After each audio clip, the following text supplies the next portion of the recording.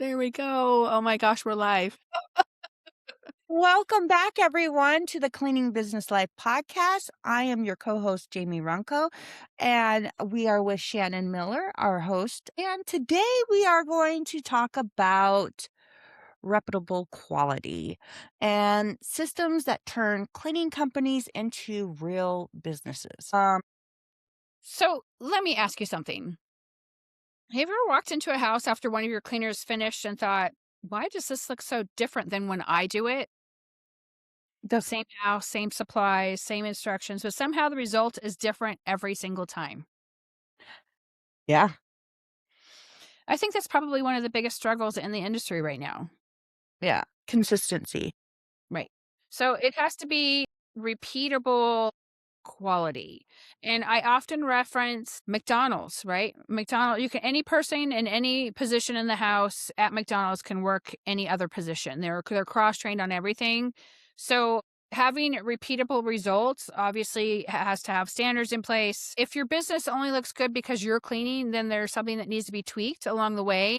Letting them be accountable for their performance, so to speak, on cleaning. So you don't have an actual business yet if you're not graduated from that little teeny spot there. You just have a job, and it's super important. And I keep saying, we keep mentioning job, job, job, job, job. And it's not to belittle or take anything away. It's to Uh, make you aware that you're creating, you're growing your egg or your seed or whatever it is, and that you're blooming into a whole bouquet of flowers. And the only way to do that is to start taking actions and adding some structure into your business. right. So, this is also where a lot of cleaning companies will hit a wall. Mhm. They'll hire people, they train them real quick, and then they'll send them out on their own, just so that you can get those clients filled. And that's where they spend the next you're spending the next 6 months of fixing mistakes and putting out little fires. Get it out of your head right now. No one can clean like you can. Right. You also need to step your standard down just a little bit because nobody can usually clean like you do. We're the Right. business owners. We started off as the solo cleaners usually. Um, I'm going to tell you guys though, having so you just drop that down a little bit. Have Having a checklist is so important. Mhm. It's what builds consistency over time and your cleaners aren't so lost. But I think there actually is a checklist in one of the episodes. I'll have to go back and see if I can hunt it down. you gotta have a checklist, you guys. Don't send the your cleaners in there just, "Okay, I'm just gonna start cleaning." You gotta have it. There's a formula to the madness. I'm gonna tell you right now, I'm horrible at training, at least I feel. In some areas I'm okay with, but whenever it comes to cleaning, I'm like, "How come you can't?" I don't have the patience for it. I get really frustrated and bitchy, like, "Why can't this person get it?" Like, and I don't wanna feel like that, so I have passed off the torch, and if you guys aren't there yet, you will. I Mhm. have passed off the torch. Believe it or not, there's better cleaners than I am out there. They run That's the circles goal. around me. They run circles around me and make me put to shame, and I love it. Knock that thought process. I just wanna say that real quick. Knock that thought process out of your head. And it's not the employee's problem, right, Shannon? It usually isn't the employee, it's usually because you're missing something. Yeah. The system that goes with it. So, what does repeatable quality actually mean? It's a big, big, profound, like, just gonna lay that in your lap, right? Yeah, you'll be stuck like I am, like, here's a rag, just clean as good as I am, and And everything we'll will. be okay. Consistency is key no matter who's doing the cleaning entirely. So, and that goes back to training and having that system in place. So the owner, the team member, the new hire, the 6-month employee, the home should look the same regardless of who cleans it. Just remember, I gave you the McDonald's reference. Every single person, we don't really know what's going to happen with AI, but hypothetically speaking, in today's society, with actual W 2, every person in the McDonald's model can work every other position in the back of the house and a cashier. So that way, if someone were to call out sick, it's the same consistency all the time. So the home should look the same. And the only way that happens is when the process is standardized. So McDonald's is known for, they're known for their properties. That's what made them famous, but they're known for their systems. It used to be the myth was that they would automatically on a timer go and wash their hands every 15 or 20 minutes. I don't know if that's the case anymore, but that is a legend, an urban legend. Yeah, You're like, how do you get your employees to wash your hands every 20 minutes? And they have a timer that goes off in the back of the house.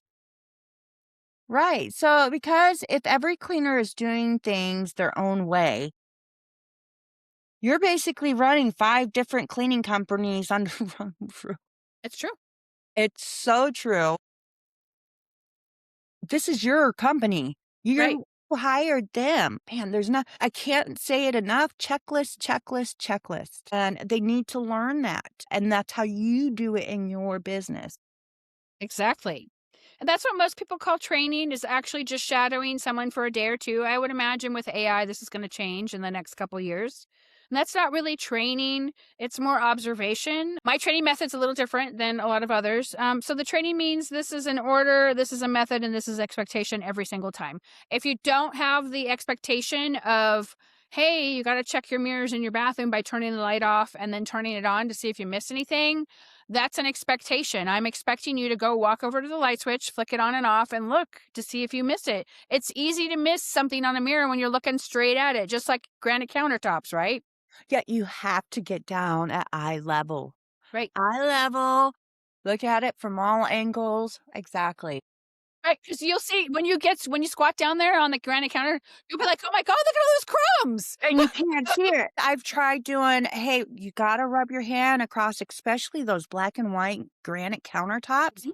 It's like you can't see the little crumbs. Sometimes you can't feel them, but when you get down at eye level, you can, it's like, Can see there it. it is. Or a table, when that sunlight, or the floors, when the sunlight hits it just right. I've had to tell some of my employees that too. You gotta be able to look at it, especially Chris, no shade thrown at all. He didn't know. Um, but if you look at it just right, the sunlight will hit and you can see all these little fingerprint marks everywhere on like a table, more like my commercial accounts. You gotta have This is why a you don't see very many houses with black flooring or the dark walnut because when the sun goes across in the morning, it drives them nuts. They're like, I hate this floor because you can see all the dust and the fur that you has landed. literally can see every speck. So there are three systems that create repeatable quality. So we're gonna list them for you. If you don't have these, your quality will always be inconsistent. System number one is cleaning order system. And the person who made this most famous was Jeff Campbell, Campbell. right? But he actually was the inventor. I believe his videos are still up on YouTube. If you've not met him, he's a very interesting guy and he created a lot of systems that we actually use 20, 30 years later. And it's called the speed cleaning system and it's top to bottom, left to right. You'll hear every single person in the industry reference it. So, cleaning order has to be in that system. And the reason why is because you're creating a McDonald's for the cleaning industry, top to bottom, left to right. So that way, you know, you don't miss a step because it's easy to Right. do. You get sidetracked, you go squirrel.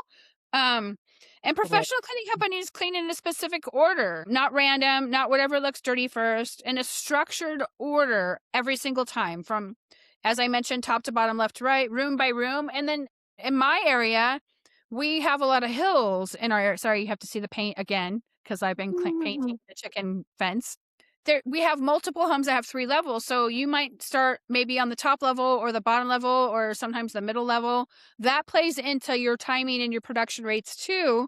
And when everyone follows the same order, things stop getting missed. It has to be Right. the same thing over and over and over again. Well, and it also helps them speed up. Mhm. Believe it or not, whenever you start doing that, it speeds people up. They're not we're not sitting there wandering around the house wondering what to do next. They actually have a system that is in place. Um, we a room for us, whenever a room is done, it's done. Right. We usually always start in the kitchen because normally that I have seen, those take the longest. They do. So we start in the kitchen first, and believe it or not, it's mopped, it's done. We go on to the next room, and it's everything's done. I know not every company is like that where they'll wait till the very last to mop everything and mop I but that's how we do it. Once the room is done, it is done. But it does create it creates order, efficiency. They get faster. They know exactly which in turn it gives your business a raise. Right. More money, more profit. Yeah, more profit because they're getting faster, and better. They got more stamina and the checklist Right. system. So checklists are probably one of the most important tools for any service business, especially the cleaning industry. Airlines use them, not so much anymore, but we're starting to see a comeback. Cruise ships use them, hospitals use them, construction crews use them. Cleaning companies should too. And a checklist just removes, you don't have to think about it. You just know that, okay, Mrs. Smith likes to have the kitchen done with the master bath or the half bath off the kitchen with the formal dining room and the regular dining room. You're getting that all done. That she likes that done the first because her husband can't wait till noon to eat. He's diabetic or whatever's going on. So instead of hoping for someone to remember everything, the checklist just goes ding. And this can be digitally if you have internet everywhere, or if you're rural, you can bring the old fashioned, old school With this paper. inside a sleeve, a plastic sleeve, or have it laminated. You can do, like, stuff like that. But checklist, number one thing, again, you gotta get it out of your head Mhm. and onto something. Because if it lives inside of your head, it's not scalable. No, You're leaving your cleaning techs just to flop all over the place. And then that could also go through over to, whenever you start getting admin, they'll need their own checklist. right. This is for cleaning though. Whenever you're out in the field, cleaners. This is huge for new hires. They need to know they can't be lost.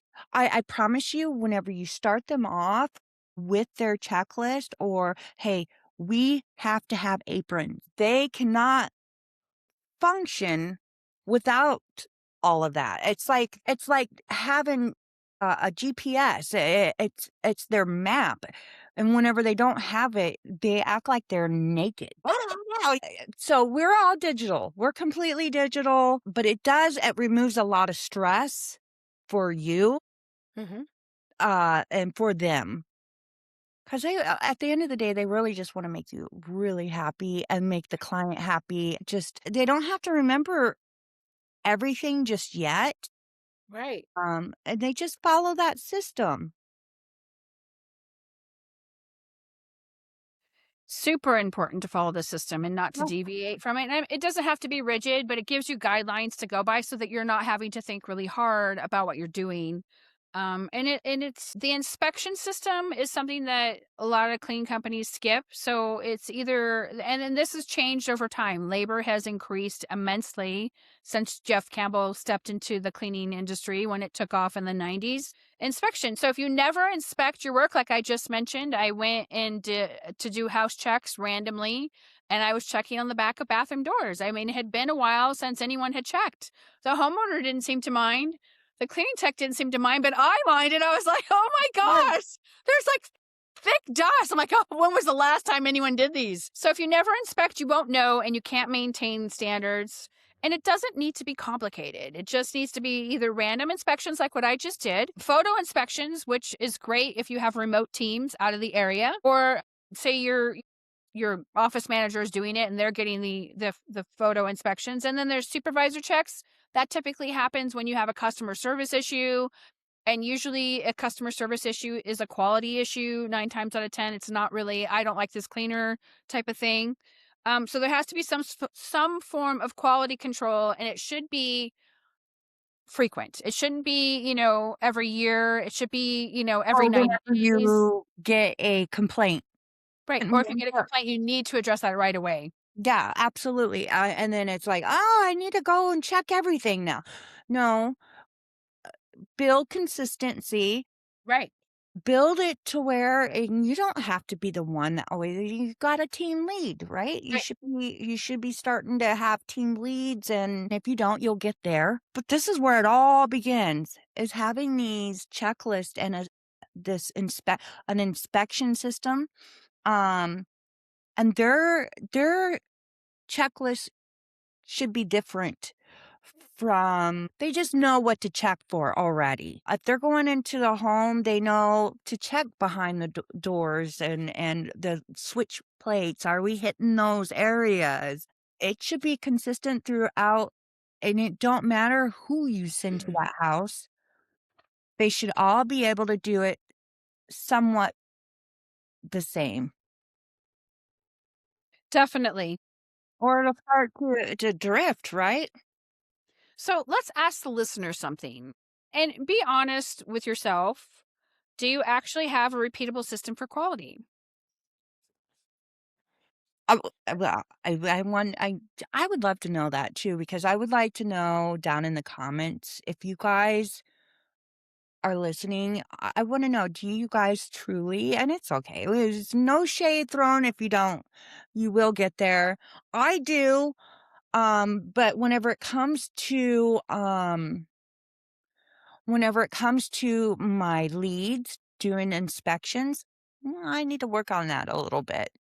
That Definitely. is Or are you just going to wait for them to do a good job and just wait and see? Sometimes that happens too, depending on where you're at in your business. right, I'm right. guilty on both parts. Right, right. So, yeah, I that there's some just like everybody else, I'm still working on building that system. There's so much that goes into this, especially whenever you're building out your systems. I'm not saying I'm perfect at all because you guys know that I'm only 4 years old, and but I still this is something that I myself, other than the cleaning checklist, I do need to make, like, a team lead checklist, uh or, yeah, eventually an administration checklist for again, not talking about but these need to be built.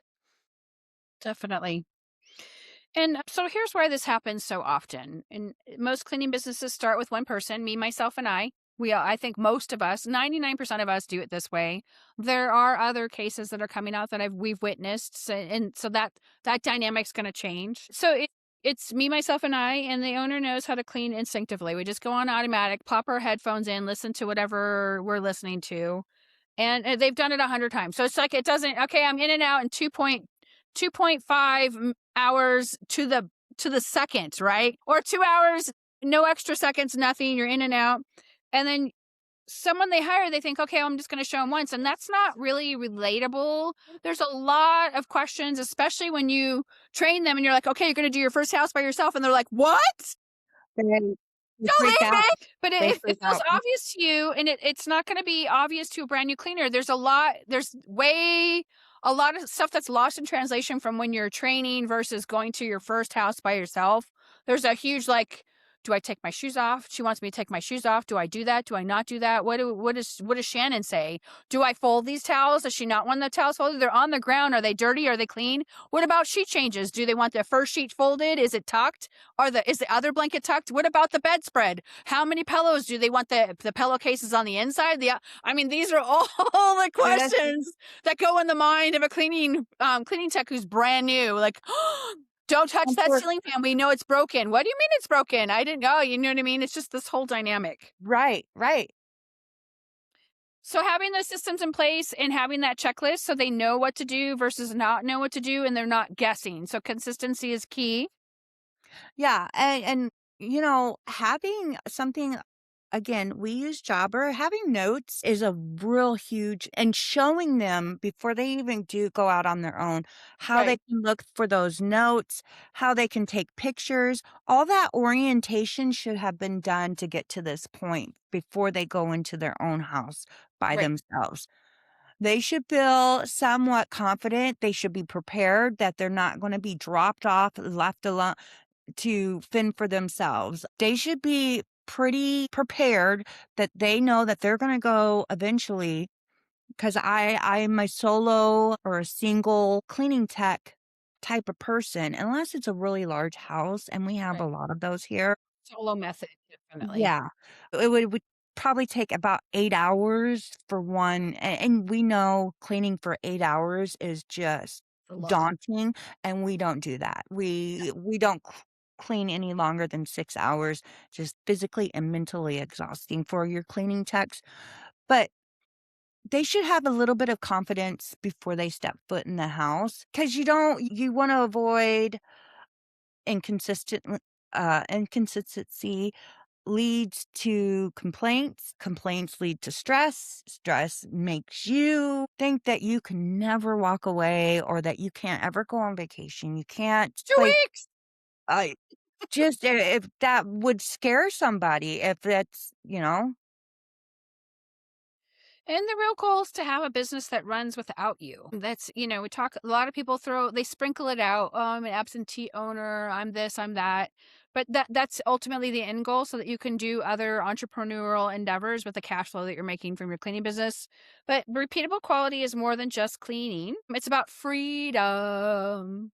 So Truly. I won't sing you a song and you sing for my dinner, but because systems are strong and the business stops depending on you personally, and the work gets done right away, whether you're there or not. And that's the shift from cleaner to CEO and freedom. Yeah, like,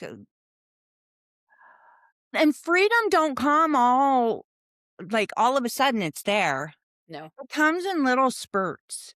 Hmm. You get a little bit longer, a little bit longer, a little bit more, a little bit more. Okay. And you're like tapping your toe backwards. You're like, okay, okay, this is working. Okay. And that's the ultimate goal for anyone building a real company, you guys. Hmm. That's what our ultimate goal is, to be able to, like Shannon said, be able to go out and do other endeavors like I am. My cleaning business is propelling me to make my own cleaning product that I get to work on while my cleaning business is literally making money. It's all going together. I'm excited to share all of that with you guys too, and you guys can do whatever you want. Go flip houses Right. but at the end of it, this cleaning business propels that freedom. You just gotta put these things in place before you can just go off and, "Okay, here's a rag, here's some cleaning product, get to town, and, you're on your own." I, I've seen it happen. I've had it happen to when I got hired on at Mary Maids after I closed my Oh, retail location. I think I got 2 hours of training. And Mary Maids worked in teams of two, and I didn't really know any difference. I didn't know a lot about the industry back then, but like legit, like 2 hours. Like, "Here you go, you're off on your own, this is what you're gonna do." And it's an interesting business model. I've seen the teams of 3 still work, if that's your thing. I'm not here to criticize wow. what I see. So you wanna strengthen your cleaning business, and you need to start with this question: is your quality system repeatable? Is there a process in place for you to do quality control, whether you do it yourself, whether you have your team lead do it, whether you have your office manager have the team lead do it, wherever you're at. So you need to have a cleaning order, top to bottom, left to right. You need to have a checklist. I believe that's in one of the other prior episodes. I'll have to look. If I find it, I will leave it in the show notes here. There is an inspection process, and it should be random, and it should be on the calendar, like inspections today, and it's always a different day so that everyone is kind of like, is Jamie Oh, coming to she inspect me?